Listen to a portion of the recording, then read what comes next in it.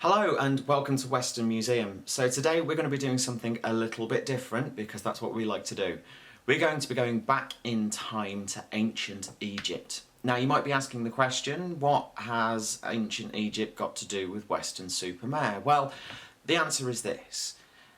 Back in 1981, Bristol Museum decided to unwrap one of their mummies. And one of our fantastic volunteers, the lovely Sue Green, was lucky enough to be part of that project. Now, we asked Sue, and she very kindly agreed to do a talk to our Young Archaeologist Club, the Rusty Club, and to our home educators. Now, that talk was so successful that we wanted to bring that talk to you at home.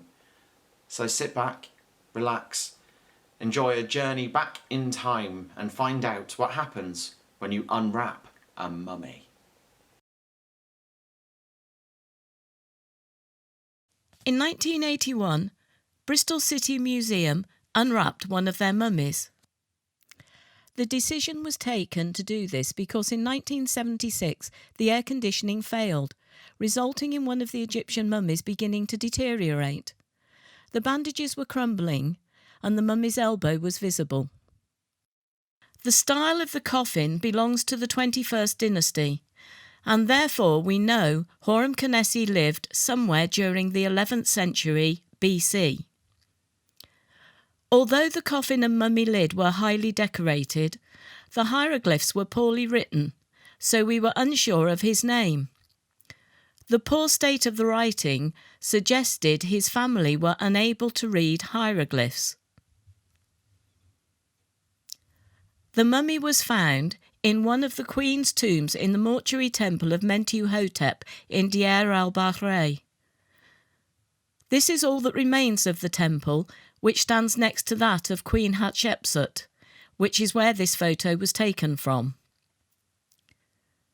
If tombs were broken into, the mummies were often moved to another tomb for safety in ancient times. Horanankh came to Bristol City Museum in 1905 as the museum helped fund digs in Egypt through Dame Amelia Edwards, who lived in Bristol and began what is now the Egypt Exploration Society. Prior to this project, mummies had been dissected. The bandages removed in large pieces to reveal the body inside. The aim of this project was to unwrap the mummy bandage by bandage. X-rays were taken and put up in the room the unwrapping was to take place in. After removing the blue faience bead sheet, it was clear the last stage of the wrapping was a darker coloured bandage, used to make a pattern on the mummy. As the outer layers were removed, the shape of the body began to emerge. The patches of shading were caused by perfumes poured over the body during the mummification process. A table was made for the unwrapping, allowing narrow strips to be dropped down to allow the bandage to be unwound, whilst the rest of the body was supported.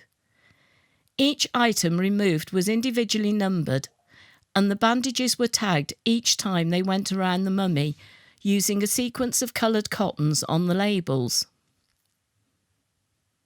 The black area is the skin on Horankh's elbow, and looking at the layers of bandage, 3 are easily visible going in different directions. In this photo you can see one of the table panels has been dropped, allowing members of the team to work above and below the mummy. There was a tray underneath the table catching all the small fragments which dropped during the unwrapping. The contents of the tray were bagged up and labelled at the end of each day. You can see from the bagged up bandage that the wrapping was quite supple and soft. Almost all the top layer of bandage has been removed, uncovering the next layer, which was wound lengthways around the body. The large knot above the knee is the simple way they increased the length of the bandage. The longest piece removed from the mummy was 14.27 metres. 2 layers of wrappings have now been removed and revealed that each limb of the body was wrapped individually prior to being wrapped as a whole. Within the removed layers were various bits of material used as packing to smooth the shape of the body and achieve the mummy shape. In order to keep the limbs in place, the ankles were tied together, as were the knees, and the arms were also tied in place. The position of the arms varies according to the rank the deceased held. The position of Horanankh arms tell us he was a priest. This is the final stages of the unwrapping. A piece of bandage can be seen coming from his chin. In wall paintings we are used to seeing the pharaoh with a beard. Horanankh wrappings had been twisted to form a ceremonial beard. The unwrapped body of Horanankh. What did we learn from the project? The bandages consist of any unwanted pieces of fabric that could be used. This is the armhole of a garment of clothing, torn carefully to use the hole to double the length of fabric. Originally, the armhole of the garment was fringed, and this has been left on the fabric. A number of the pieces of bandage had fringed ends, some quite heavy, as can be seen here. Others very fine, and some with just the knots painted. Look closely, you can just see the darker colour on some of the knots on this piece. This is part of the packing material used to form the mummy shape. This piece was wedged very tightly between Horankh's feet. Before we began, we were unsure of his name. Horay, Horset or Horanankh. We found his name written on one of the pieces of bandage, and this confirmed he was known as Horanankh. Part of the mummification process involves the removal of the brain.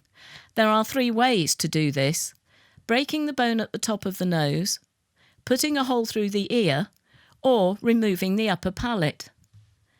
Using an endoscope, we found the brain had been removed.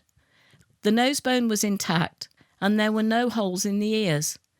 Therefore, the upper palate must have been removed and replaced. The jaw does appear to have been opened after death, and this may have been the reason. In ancient Egypt, prior to burial, there was a ceremony of the opening of the mouth and eyes, as they believed that if these were shut, you would be mute and blind in the next life. Folds of flesh with beetle holes in. We found a large number of beetles during the unwrapping, from varying periods in history. The beetle has changed very little in 3,000 years.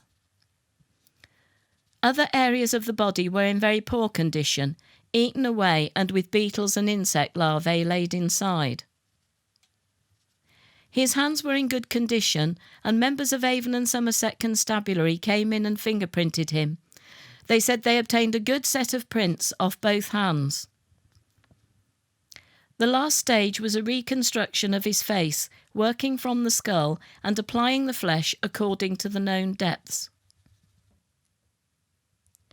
Horanankh was a priest of Amun at the mortuary temple of Ramesses III in Medinet Habu, as was his father before him. He was also supervisor of the royal tomb builders in Thebes. Both his name and this job have been confirmed by graffiti found in Thebes. He should have had a scarab in place of his heart, but there was only Nile mud in the body cavity. The lack of the scarab suggests either the embalmer stole it and sold it, or he wasn't liked and someone did not want him to have an afterlife. Horanankh was over 60 years of age when he died. He suffered from neck and back pain due to osteophytosis and spondylosis. He couldn't eat solid foods due to the poor condition of his teeth and abscesses under some of them. He probably had many a sleepless night with the pain. The condition of his body suggests a sudden death, perhaps whilst visiting the tombs, possibly a heart attack which left him face down in the sand for some time, causing the front of the body, which was in the sand, to be well preserved, and the back, open to the elements, insects and animals, to be in the poor state we found it in. If he was visiting the tombs, he would have been expected to be away for some days. Therefore, no one would have realised he had died until he failed to return home on the expected date. He is now back in his coffin, in a shroud made for him during the unwrapping, and the lid of the coffin replaced.